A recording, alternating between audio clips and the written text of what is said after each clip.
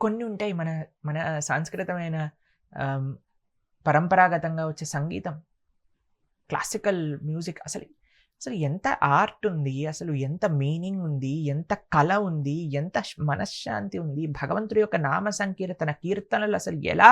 ఇప్పుడు తెలుసా అండి, ప్రపంచం మొత్తంలో అన్నిటికంటే most positive mind relaxation therapy ఏంటో తెలిసిన మంత్ర.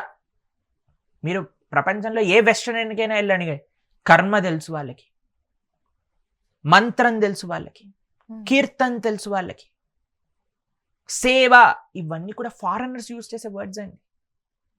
బయట వాళ్ళు, భక్తికి సంబంధించిన వాళ్ళు కాదు, ఎవరినైనా సరే మీరు అడగండి కర్మ అని అంటారు, కీర్తన్ అని అంటారు. అది ఎవరికైనా సరే ఆ పాజిటివ్ వైబ్రేషన్స్ మన వేదములు, మన మంత్రములు ఖచ్చితంగా ప్రభావం చూపిస్తాయి. 110%.